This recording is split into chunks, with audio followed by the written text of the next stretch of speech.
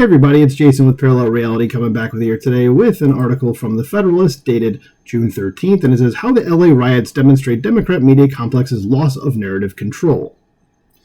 And yeah, because we can all see it for ourselves right now. And here's a fun little picture. This guy's yelling, and hopefully he got screwed up by the police there. As all of the media narratives shoved down America's throat in 2020 to justify rioting are falling flat this time around, but they're still trying to deceive you. Yes, of course they are, by saying these riots are also not peaceful or they're saying they are peaceful protests when it's like, well, dudes, we can see it. It's not. So, article says, as much as it's horrifying to watch a city burn and the lives of cops and federal agents threatened by violent protesters, there's a silver lining to the last several days of rioting in Los Angeles.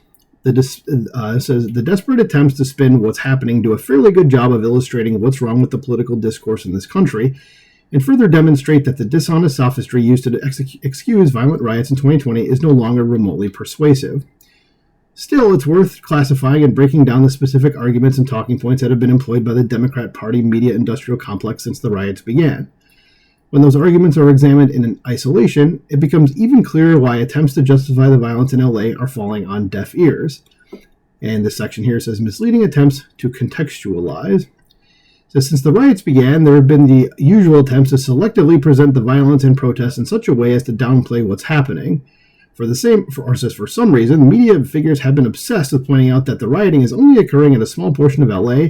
There's a local news reporter in LA. That's like what they like to say is that like it's only happening here, so it's not that bad. Yeah, so he says some perspective for people that don't live here. The protests in LA are happening downtown within the red area. That red area is 0.2% of the city and 0.02% of the county. Majority of the protests are peaceful, a small fraction are violent. Yep, that is called downplaying. It says CNN's Brian Stelter, who nobody should listen to about anything ever, even if you're his children, which yes, he has children, you should just not listen to him because all he does is lie. Says he, along with many others, has also been at pains to emphasize the same point. And he says, this clip is for all my LA friends who texted me tonight saying things like, I'm sure you know this, but 99.9% of LA is going about their Sunday normally. Brian Stelter and his propaganda. Says the Associated Press chimed in by emphasizing that much of the city saw no violence. So this is how they like to say, like, oh yeah, there's nothing really major going on. And then like people start believing that, but then it's like, well, what if you show them this? They're going to be like, yeah, does it look like nothing's going on? So the article, back to that, says, so what? It's true that the violence and protests have occurred over a small part of LA, but what's the point? LA is a vast, sprawling urban area, and regardless of whether the violence is confined to the downtown, ordinary Americans find burning cars, looting stores, and throwing large rocks at cops from freeway overpasses utterly unacceptable no matter where they occur. The problem is that context in these cases is almost always selective, so while you can attempt to couch everything in facts that make these protests seem less significant than they are, there are usually other salient facts that get ignored when choosing the context.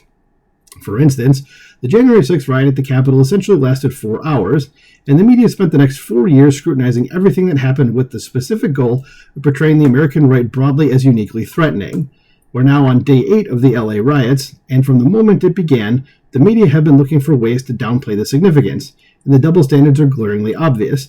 Yeah, and I mean, there's like also that CNN reporter, and I use that term very loosely, that says that like all the political violence is coming from the right, and it's like, okay, well, I'll spot you January 6th in Charlottesville, okay, and then since Trump came down the escalator, name just one other instance of right-wing violence, just one, okay, like literally 99.8% of the violence in the last decade is because of people on the left, okay, and this should be obvious to anyone that just like has eyes.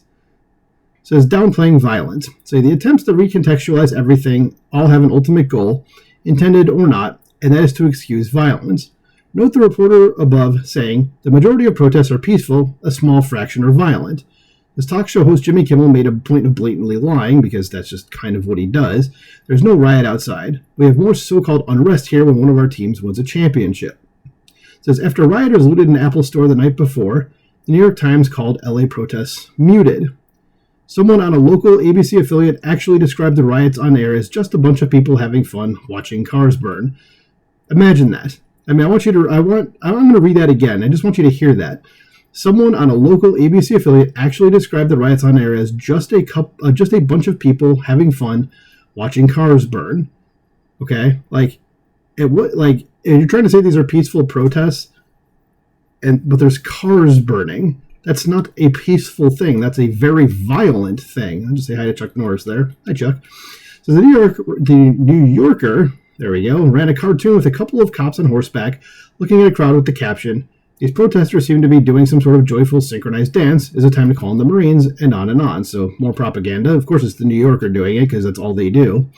Look, you can go online and see videos of the protesters breaking up sidewalks to create rocks to throw at the cops and creating barriers in the middle of the street to hide behind as they use actual mortars to launch illegal exploding fireworks at the cops. These protests are undeniably violent, and anyone who says otherwise is straight up lying. Correct.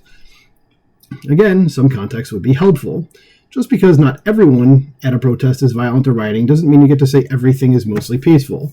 In 2020, there were around 11,000 BLM protests, and 1 out of every 10 turned violent. Yes, you could argue 90% of Black Lives Matter protests were peaceful, but it would be more honest to say that there was an overwhelming rash of civic violence all across the country in 2020 that was directly connected to the BLM movement. It was a straight-up insurgency by historical definitions, correct, and it should be remembered as such, as at the same time, a far smaller portion of the total police or ICE interactions turned violent, and you would never see the media characterizing either as mostly peaceful. Next section here says, "And we're with the facts," which, it's kind of normal for people on the left. It says, "The attempts to downplay such obvious violence quickly run into absurd territory. What are you going to believe? What the media tells you or your lying eyes? Here's the New York Times." And it says, "Fake images and conspiracy theories swirl around LA protests."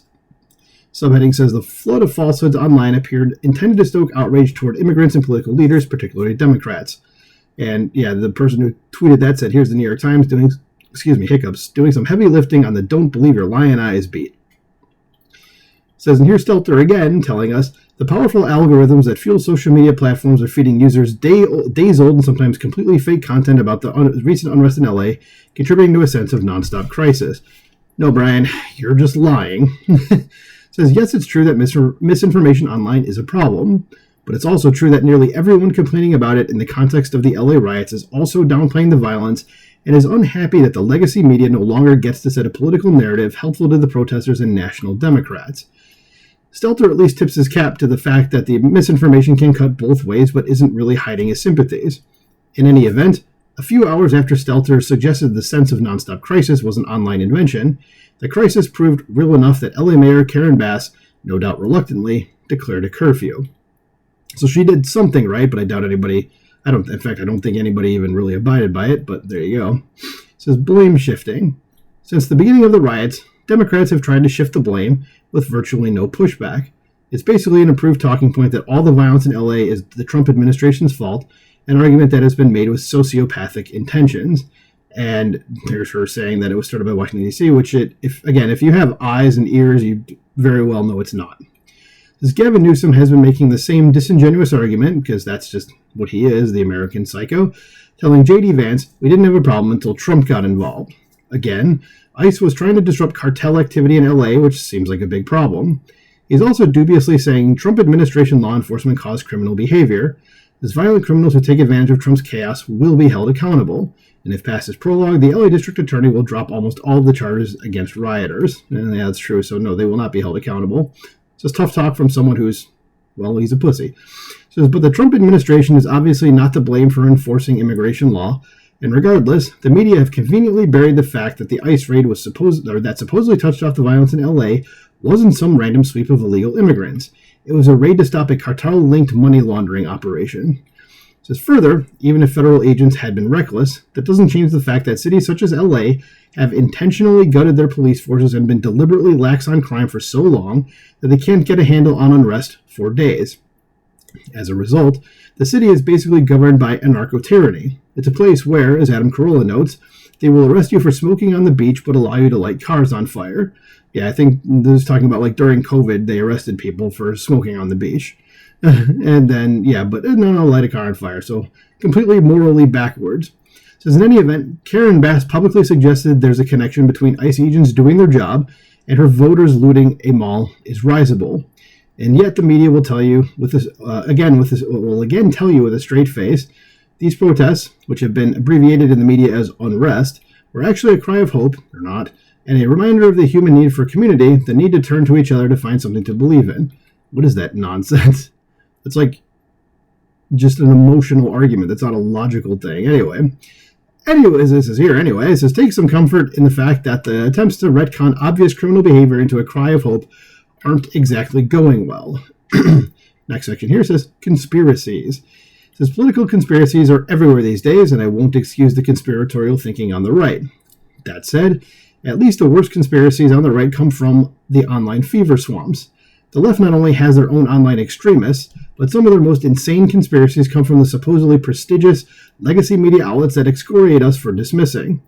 A major feature of the coverage of the riots in the beginning has been that Trump didn't intentionally stoke the violence in LA. He's deliberately doing this to seize power. Yes, because he wants to be a king so bad that he's listening to all the judges, like the low-level, like district judges that are doing things or telling him to do things he should not be allowed to do. Or telling him, what was it? That they're making judgments about things that they shouldn't be telling him that he can do. Okay, so again, why do we vote for president if they're able to do that? But yes, the guy listening to the district judges that shouldn't have to listen to them. Yeah, that guy. He's the bad guy. It says here's CNN. It says Trump is hyping a case to use American troops on domestic soil. It says New York Times. It says Trump declares dubious emergencies to amass power. Scholars say. Which scholars? I want to know who they are because they should be stripped of any funding they get and any degrees they have because they're obviously stupid people. This is David Frum in The Atlantic, another person you should never listen to, and another, magazine or organization you should not listen to in The Atlantic.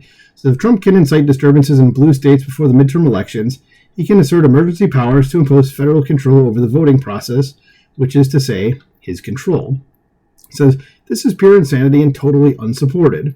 There would be no deployment of troops if Dems swiftly cracked down on the rioters with their own cops, restoring law and order without letting violence drag on for days, but they simply lack the will to do it. I don't think it's that they lack the will, they just don't want to. I don't think it's a willpower thing, I think it's just an ambivalence thing.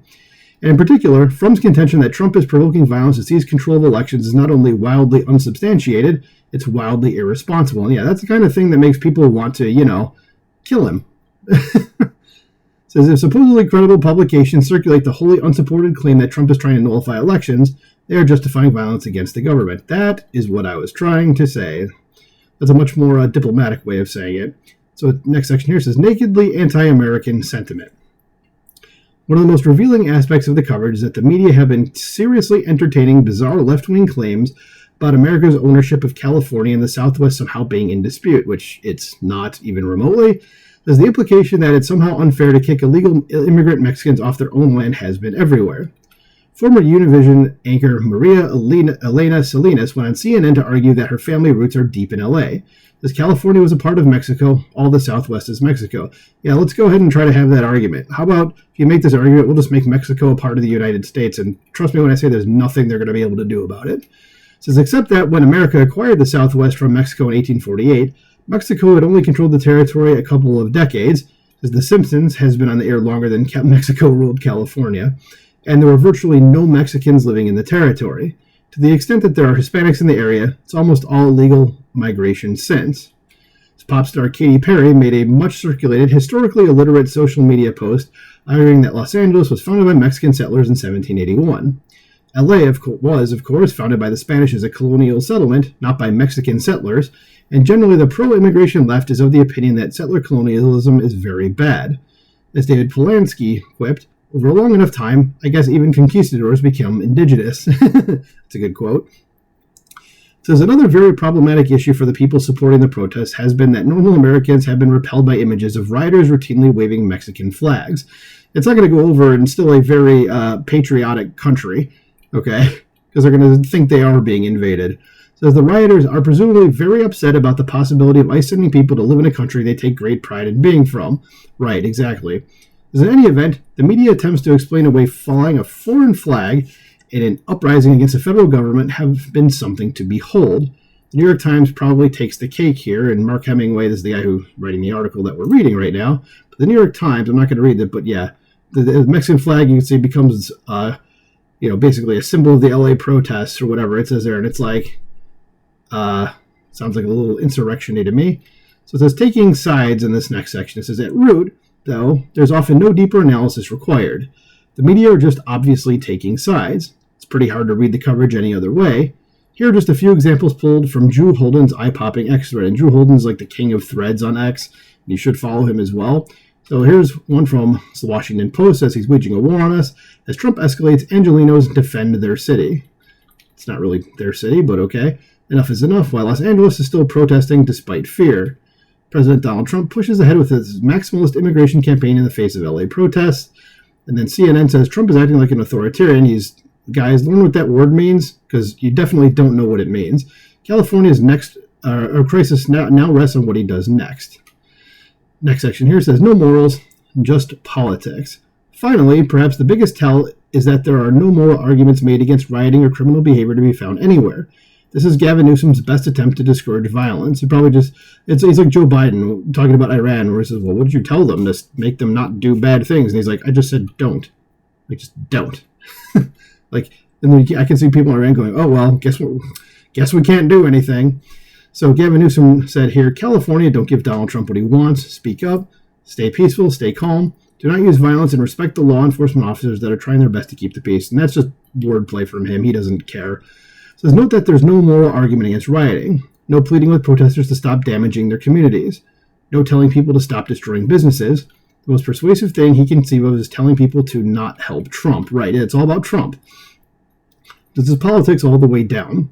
When you have an entire political movement willing to blur the line between rioting and a cry of hope, the unfortunate implication here is that the violence might be tolerable if the politics were different. But condemnation of rioting must be without any political reservations for it to be effective. The Trump administration has been consistent about that, as well as serious about addressing the problem, given its willingness to call in the Marines and National Guard.